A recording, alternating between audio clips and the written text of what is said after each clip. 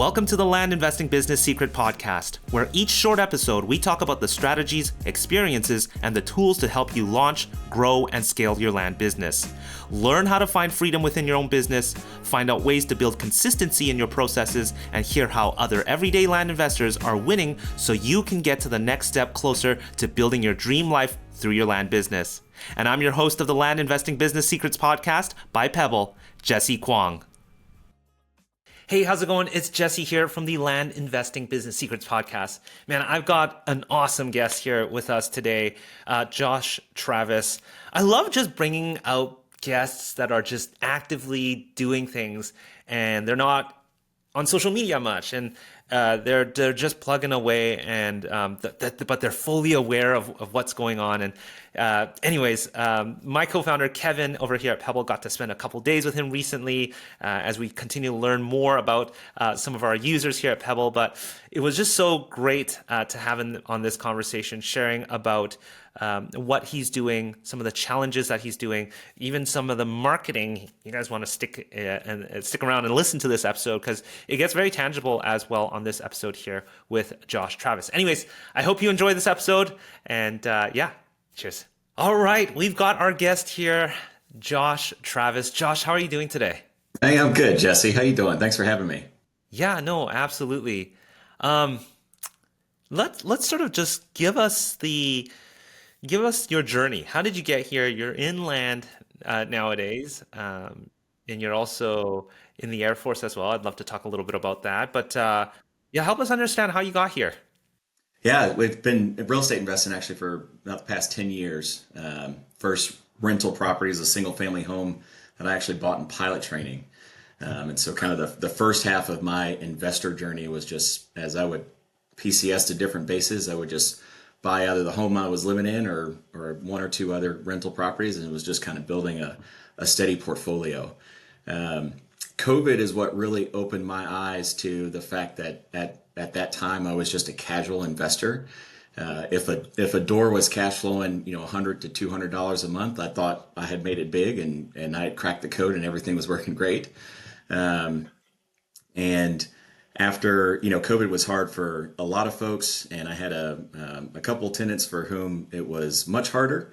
And after dealing with about a fraudulent checks that had been written for rent to us, a few $1,000s in damages, I realized that $100 to $200 a month in cash flow could be eaten up really quickly once you get past turnover costs and just to repaying your property manager who had been given a few $1,000s in fraudulent checks, and then paying a few $1,000s in fixed damages. And so that's when I started to get serious about looking at the numbers, finding an investment strategy to be a little bit more deliberate about, and that matched kind of the trajectory of where I was going in the Air Force at the time.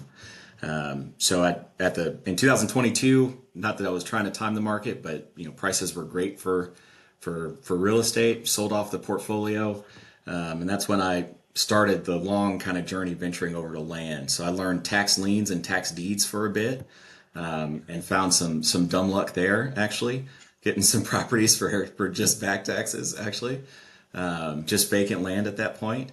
And working all of that, I realized, hey, I kind of want to be on the left side of the tax auction, and actually, try to flip land actively.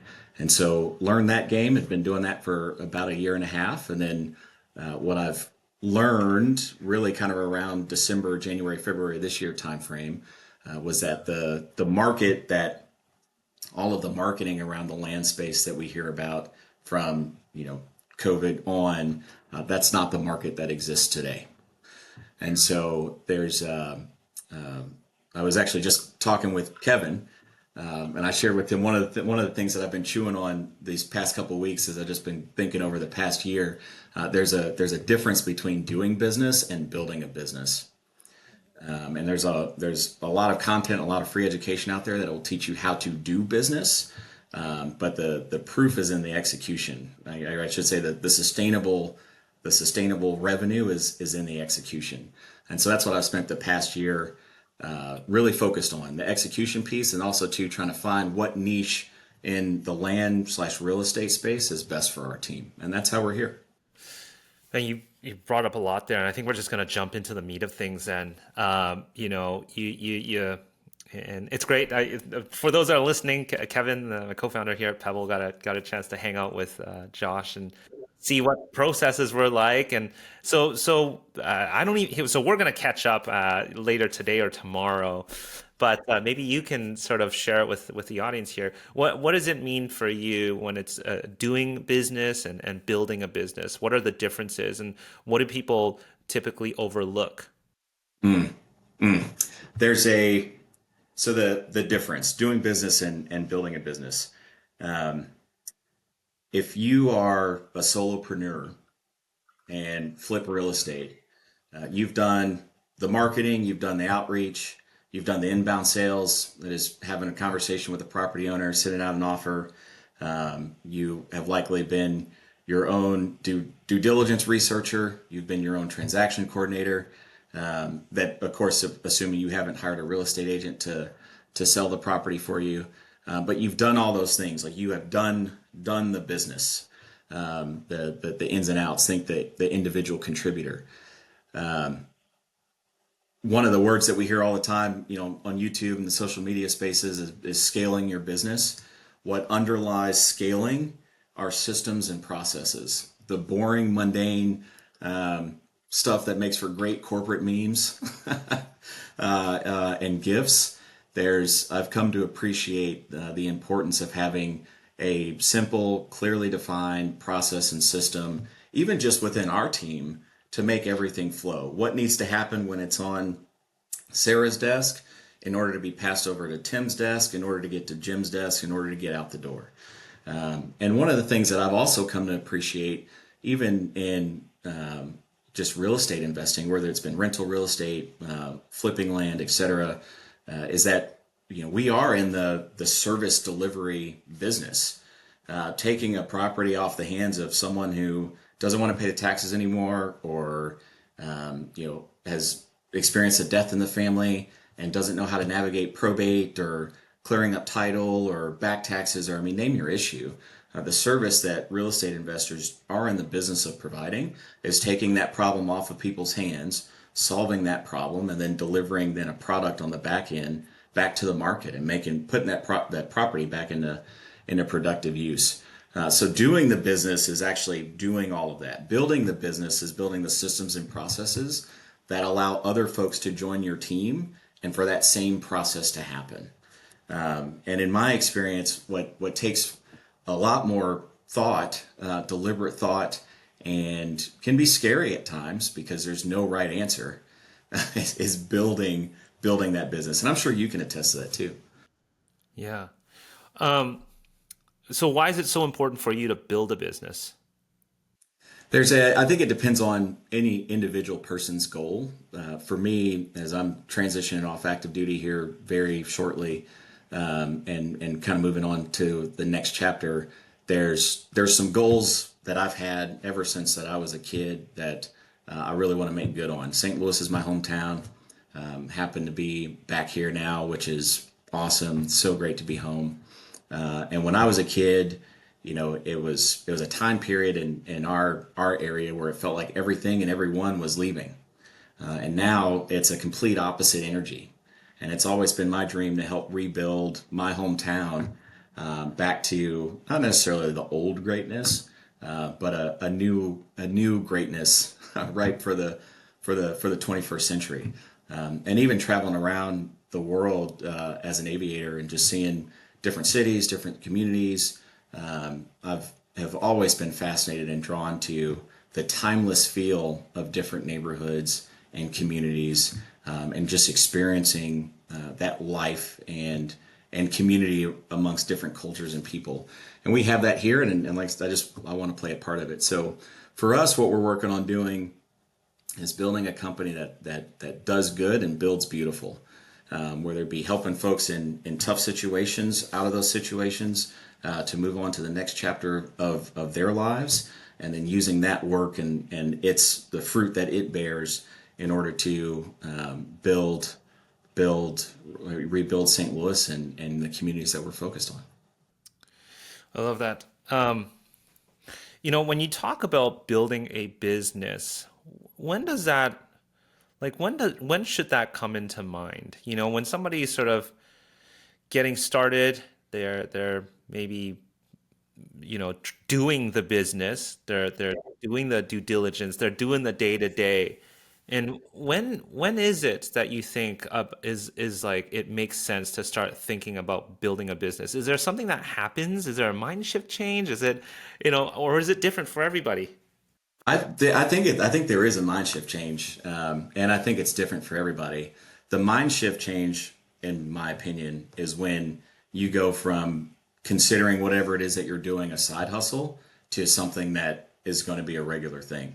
And not necessarily that you're going to quit your job and do this thing full time, but it takes so much energy being that solopreneur and doing the business. And probably when you bring on your first team member and experience the frustration of trying to train them or explain to them how to do things or how things are supposed to flow. For me, that's similar. That's kind of when the light came on from like, hey, this isn't a side hustle anymore. I think this can be an actual serious thing. And then being serious about leading, just from my experience in the Air Force, so I've got to have a plan. That plan, workflow, process, system, that is inherent to what I've been trained to do. And I think it's inherent to business. It just looks different on the business side. There was a book, Jesse, funny enough, that was, so when I first got started, said I was going to get serious about real estate. Some other friends in the military, also real estate investors, one of them has suggested I read the book by Gino Wickman called Traction. And I had bought it X number of years ago, like right when they recommended it. And it sat on my bookshelf until, I kid you not, it sat on my bookshelf until this past like December, January, basically end of 24, beginning of this year. I read it and it is, I'm a highlighter guy. You would think I highlighted every word in that book because it is an operating system for any business, small to medium size, that is simple to execute. It covers everything that matters from people, data, process, covers everything that matters, and it's easy to implement. And so for me, when again that flip kind of changed, hey, this isn't a side hustle. This is going to be serious. We can build this into something. How do I build it into something? I know I'm missing some knowledge here. For me, traction was that key for our team. Yeah. You know what's so funny, Josh? I had the same thing happen when I got the book traction.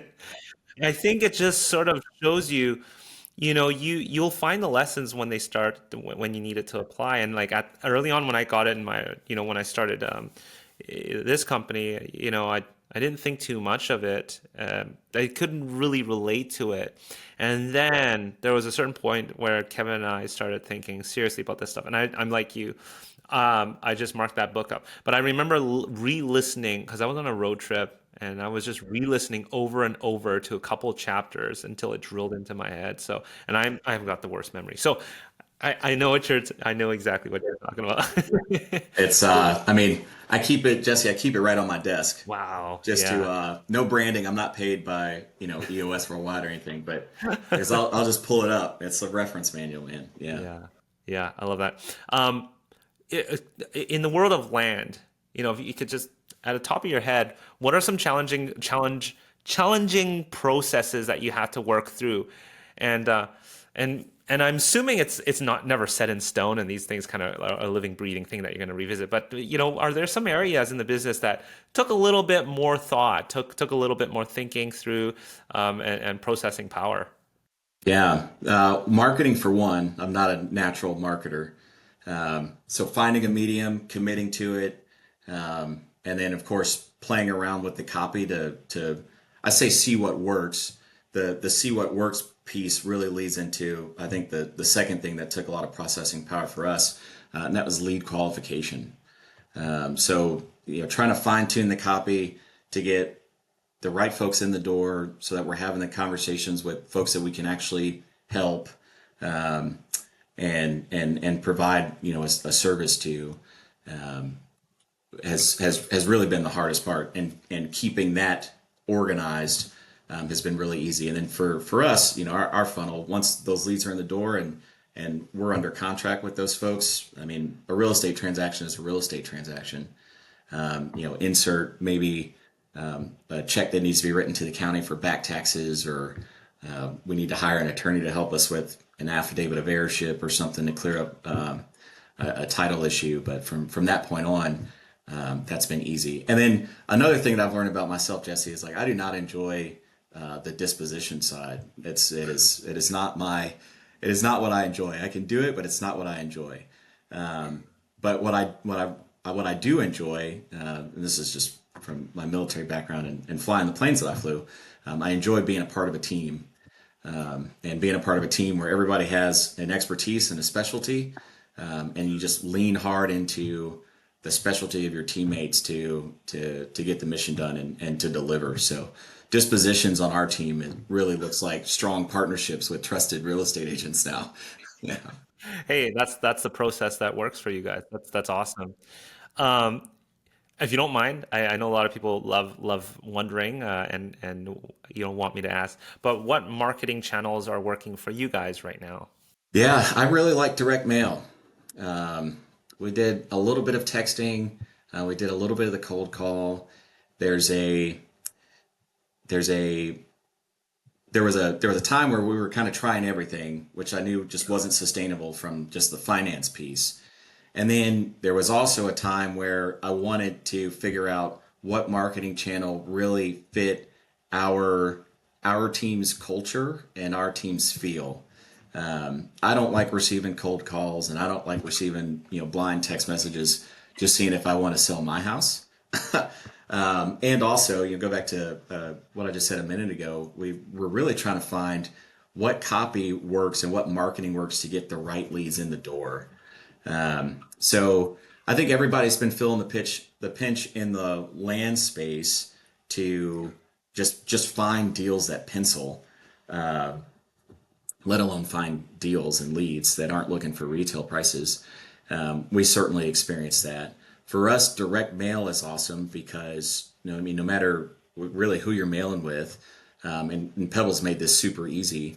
We can take advantage of both sides of a letter piece that we send out and communicate not necessarily a blind offer. Kind of stepped away from those, but really just sharing our team's story, because I've been a distressed real estate seller in my life. Same with one of our team members, and so those experiences allow us to just be really genuine and honest with folks when we're talking to them about what their options are, whether that's working with us or not. And because that feels more genuine, I found that certainly I and the rest of our team have gotten much more comfortable with. Comfortable is not the right word. I should say much more bought into our mission and our purpose. Again, with providing a service to property owners. You know, I'm just going to say it out there from what I've seen from conversations behind camera and on camera. It seems like mailing is coming, I don't want to say making a comeback, but what I've noticed is the gap is widening for mailing, meaning yes, it is increasing in price. That's USPS is deeming that, right? But there's less people doing mailing, and mailing is like getting like effective. And I think it's so important to think like there's so much like distrust is at an all-time high right now. And so, like, strategies like yours, and it's not the first time I've heard it, where you're just going to be as genuine as possible, communicating story or whatnot. It seems to be that you guys have figured something out here. Um, Curious, what does it look like logistically to optimize and on your messaging? Not asking what the messaging about is, but what is the process to optimize on a messaging? Are you doing split tests? Are you running it through other people? What are you doing to see what works other than, obviously getting it out there and seeing what comes back. But is there any other ways that you're sort of getting some quick iterations and feedback? Yeah, now split tests. That's it. There's every once in a while because I listen to the podcast too, so you'll have a guest on that'll say something that oh that's interesting. I wonder how that would fit into what it is that we're doing. Um, we'll work that in, but really split testing is the thing. But you hit on it. Mailing's getting more expensive. Everything just gets more expensive. It's how our economy's based, just with baseline inflation, always wanting that to be there. So it can feel like you're constantly in a rat race. I had joked a couple of years ago. I said to myself, "Man, if you're going to start a business, figure out what you think your marketing budget's going to be and double it, and that needs to be your starting kind of marketing budget, right? Because it's just what you think you're going to spend. Half of that is going to be mistakes or trying to figure out what works or what you like or what you don't like. You know what I mean? And so you don't want to be at the end of your runway by the time you settle in. So with the mailing piece and getting more expensive, number one, I don't want to be sending a mailer to the same group of folks every week, just from an expense perspective, but also two, just tiring out that list of humans in their mailbox. So there is some strategy that we have to play. Split testing a letter. It's certainly not a scientific experiment by sending letter A to a group in county A and letter B to a group in county B, because the economics and the situations of those folks obviously can be completely different. But even if you were to send letter B to county A again, it's not necessarily a scientific experiment because letter A might have gotten read and been thrown out, and letter B does get read, and it might have been the copy, or it might have just been the point where that property owner is ready to talk to somebody. I just highlight that to say there is, in my experience, there's always a guessing game.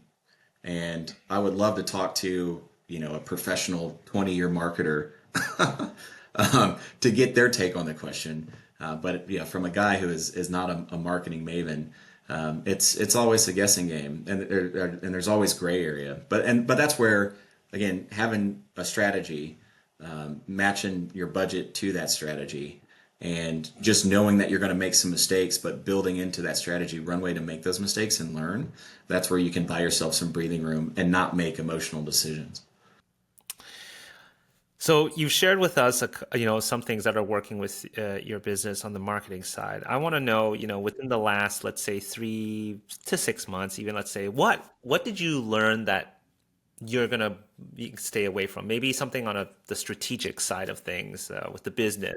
You know, s- what did you feel like just wasn't a good fit that you guys sort of experimented with? Yeah, the specifically with marketing or even just business model. Just the land business in general. It doesn't have to be in the marketing side of things. Was there anything? Is there anything that comes to mind? There's again, texting and cold calling, we're just kind of away from. Um, that doesn't really, it just doesn't match our style, and because of that, it feels uncomfortable for our team, and so we just kind of stay away from it.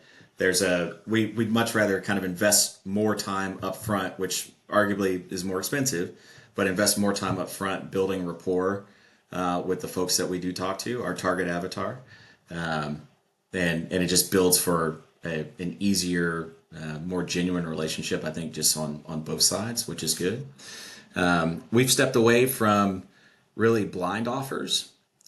So we're doing a lot more research internally to identify folks that fit kind of our target avatar, folks that we can actually help, and trying to connect with them as opposed to just sending out the traditional low offer.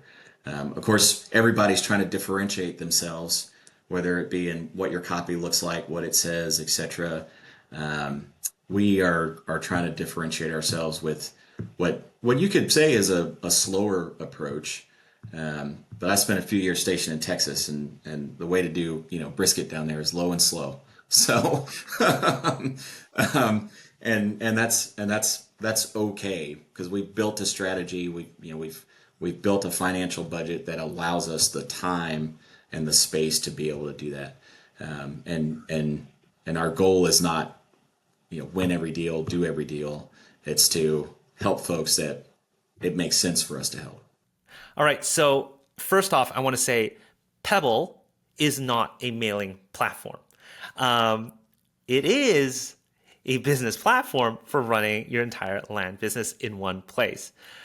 Josh here that you're listening to is one of our awesome users. He's a high performer in land. He's only been in a couple years. And one of the things that we love doing and building here inside of Pebble is a comprehensive platform for you able to run your entire business. The thing with Pebble compared to most CRMs is, yes, there are CRM elements to it, is that we understand the whole model of land investing and where things are changing. 6 years ago when I started, you didn't need to think about entitlements and subdividing and split testing, mailing and whatnot. But these are the kind of things that my team and Kevin are so passionate to work on when it comes to Pebble. Anyways, come into Pebble and give it a shot. Head over to pebblerei.com. You can book a one-on-one demo with me. I'd love to share with you some of the ways that we're helping other land investors and how it can really help you build processes. And that's one of the big things we've always been about. We used to have something called the Dirt Hacker Challenge, and it was just all about building processes. In fact, a lot of it was taken from even the book that Josh mentions in this episode here. How do we build process? You've proven the model of land investing. Great. How do you have a backbone, a structure, and a piece of technology that continues to reinforce that process or help you adjust the processes with you and your team so you can have the option to do what you want to do and focus on your superpowers when it comes to the business. Whether it's a communication tool with texting, with emailing, or a marketing tool to track your marketing, because that's where our biggest spends come from when it comes to direct mailing or texting or whatever you do, to tracking your property data, running automations. Now we've got agents and AI agents that are built directly into Pebble. These are the kind of things that we're building that are way beyond what a traditional CRM is about. This is a property-focused platform, a property-focused CRM. Head over to pebblerei.com, book a demo with us. Anyways, I hope you enjoy this rest of this episode here with Josh. Yeah. You talk a lot about helping other folks and that seems to be maybe part of your core value for the team.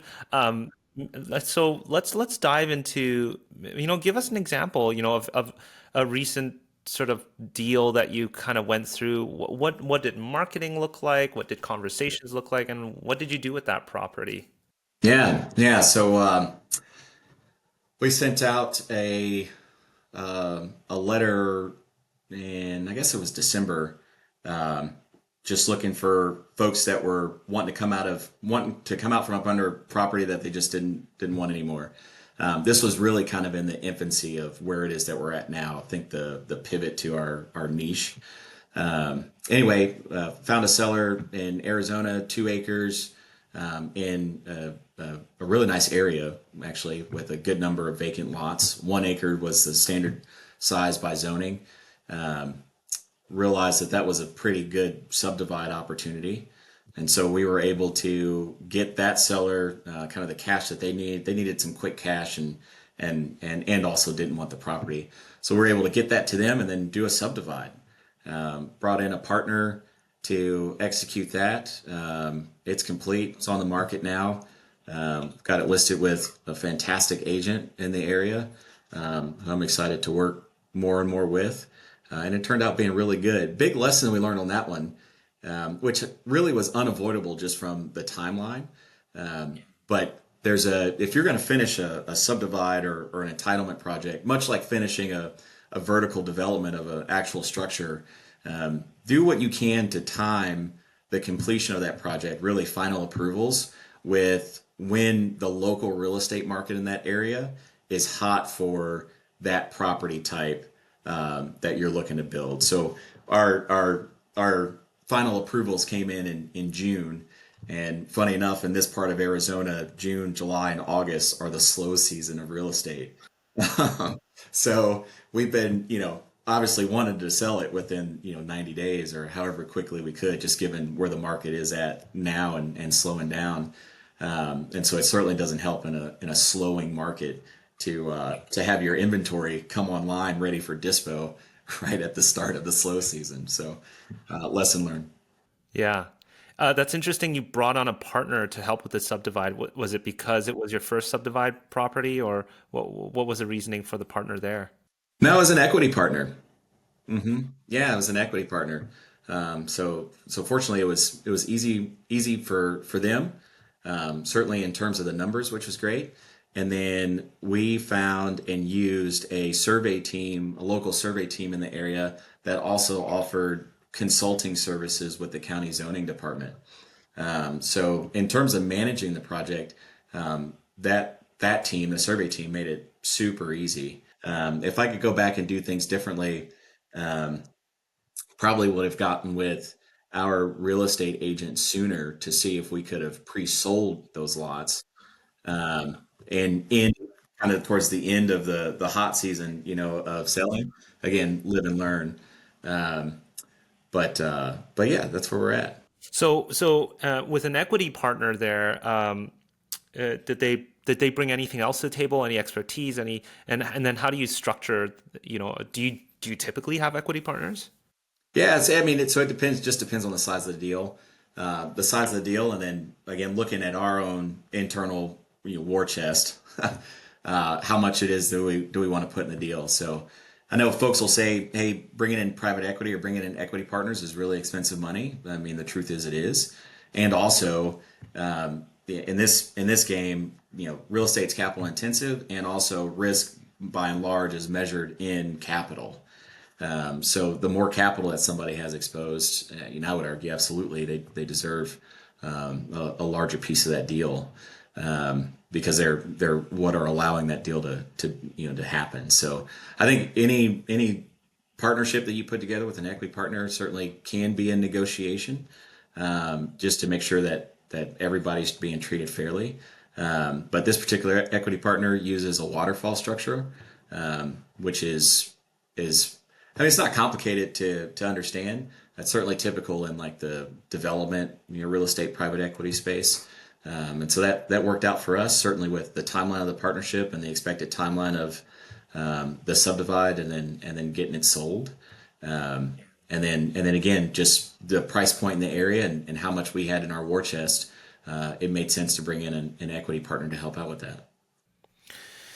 I'm assuming I'm going to make a big assumption here, but you're talking about helping others and so giving back. Are you typically not just doing a direct flip? You're working on entitlements like this. You're working with figuring out some stuff with the property itself. Is that where you're sort of leaning into now? Yeah, that's exactly where we've settled. Yep.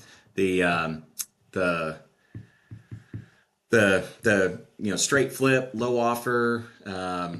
It certainly works. I don't deny that. It wasn't, not to be cliche and bring in Simon Sinek's start with why. It just didn't feel mission aligned. Yeah, absolutely. We live in a market economy. We've got to make money to put food on our tables. Hopefully, help also the team around us put money in their pockets, put food on their tables. That's what we've got to do. And also, I don't believe that has to be devoid of honor, and I don't think that it has to be devoid of service and helping folks. So everything does not have to be a zero sum game. Yeah, that is core to my values. And so we try to find and put ourselves in win-win situations for folks that need a win and just need help actually getting to that win. Yeah. Love that. Couple more questions here. Very uh, direct ones here, I guess. Number one, as somebody who has, if they're listening to this, they've proven land, they've done a couple flips, they want to treat this like a business, they want to build a business. What advice would you give them to start maybe something very actionable they can do today? 100% read traction. 100%. The central premise of the book, and this is what I love, and it makes sense. Just like a Dell laptop runs on the Windows operating system, or a Mac runs on Apple, your business needs to run on a system. And there's a bunch of free content out there that you can go consume on YouTube, etc. That'll give you little pieces of what needs to happen in order to put that business together. Or you could just read that book, have an entire system already available, trust the system for at least the first few months, do everything that it says, and then you can iterate on what really fits in your team. But it will take you through getting clear on your vision, getting clear on your values. If you're a solopreneur, it's what makes you you. If you've got a small team, it's what makes your team unique from everybody else. It'll get you clear on your vision, what rocks you need to be hitting, things you need to be accomplishing every quarter, what to-dos every week, so that every substantive action that your team is taking outside of just doing business, that is the having the phone conversation, sending the offers, etc., to make sure that every action outside of doing the business is focused and aligned on building a repeatable system of business that you can lean on and doesn't take 200% of your energy to keep oiled and moving. I love it. Okay, last question here for you, Josh. Thanks so much for your time.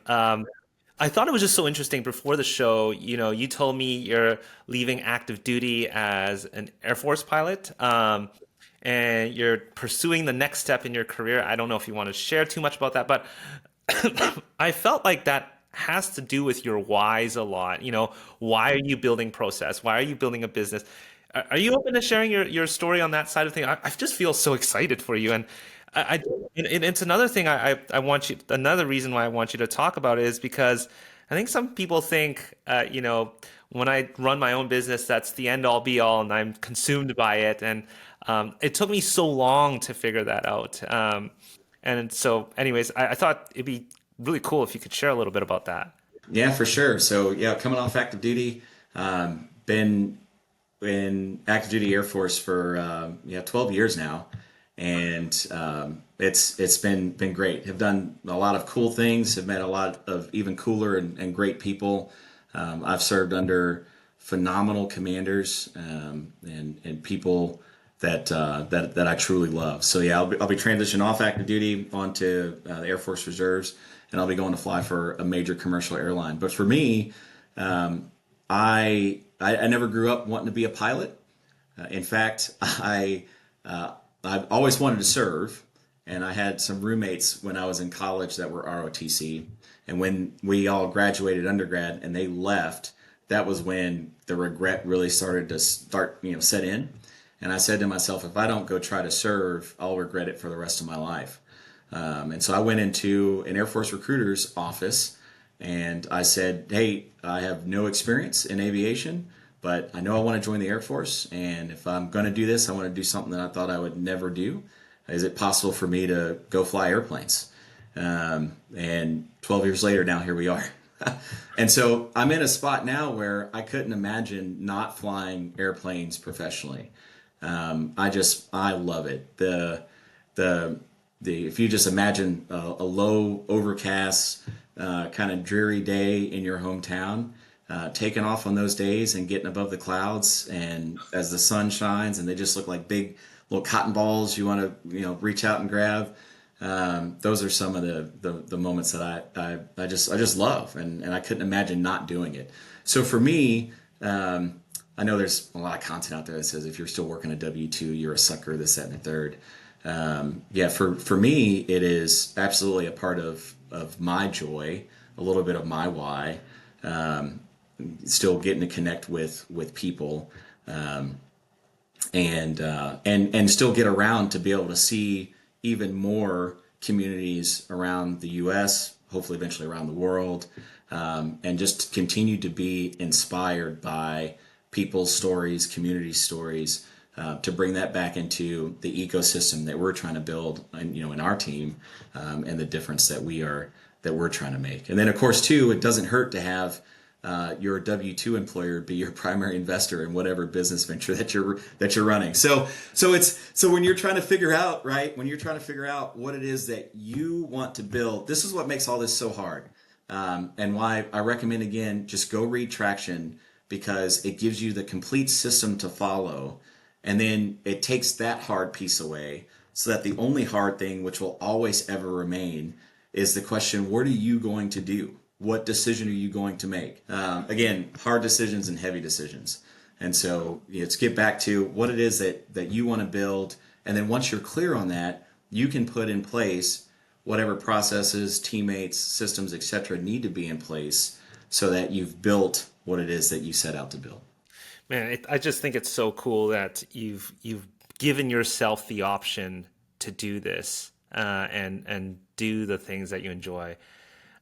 I know it sounds a little like cliche as well, but man, I think it's so easy to get lost in this world of doing your own business and forget. I mean, forget a lot of these things. And I think just so cool that you're going to be transitioning. I'm super excited. Maybe I'm romanticizing it too much in my head, but I think it's so cool. Anyways, Josh, it's been a pleasure chatting with you. If people want to engage with you, be of service to you, what's the best way to get in touch with you?